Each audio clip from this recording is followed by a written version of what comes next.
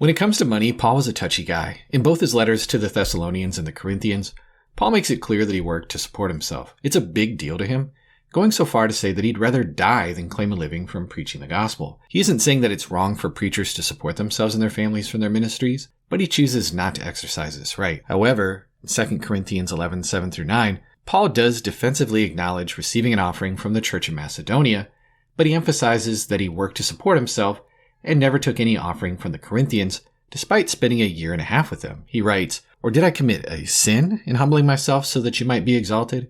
Because I preached God's gospel to you free of charge? I robbed other churches by accepting support from them in order to serve you. And when I was with you and was in need, I did not burden anyone, for the brothers who came from Macedonia supplied my need. So I refrained and will refrain from burdening you in any way." In Philippians 4:15-16, we learn that Paul did receive an offering from the Philippians while he was in Thessalonica. Both Philippi and Thessalonica are in Macedonia, while Corinth is in Greece. As Acts 16-18 records Paul's journey from Philippi to Thessalonica and eventually to Corinth, we infer that he received money from Macedonia after leaving the province a couple of times. Interestingly enough, Acts 18:1-5 tells us about Paul arriving in Corinth, working with Priscilla and Aquila. Initially, he spent Sabbaths in the synagogue, arguing with Jews and Greeks.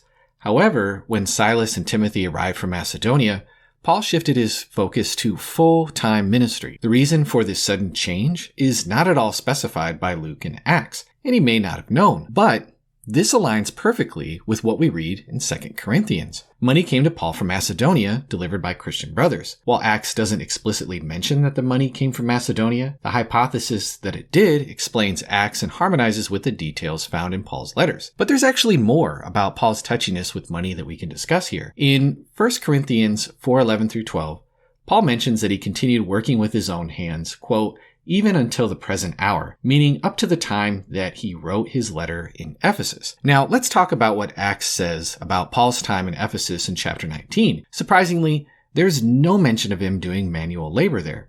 However, in Acts 20, we find that when he returned from Greece, Paul called the elders of the Ephesian church to meet him in Miletus. In his address to them, he emphasized, "I have not desired anyone's wealth, possessions, or clothing.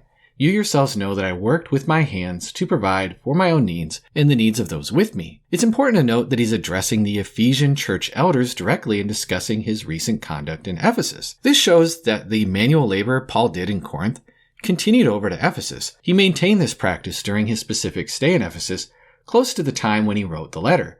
Therefore, when he wrote, "Even until this very hour we labor, working with our own hands," it was a genuine statement. The consistency across these passages strongly supports the idea that Acts wasn't borrowing from the letter. If it had, the detail about Paul's activities in Ephesus would have been mentioned. The indirect reference in the letter, where a later statement refers to something not found in Acts, adds to its authenticity. This evidence strongly suggests that the author of Acts knew Paul very well, and it contradicts the notion that Acts was written much later by someone who never met Paul or the apostles. There are many more undesigned coincidences just like these, so stay tuned for more examples, and be sure to go back and watch some of the previous videos that cover more.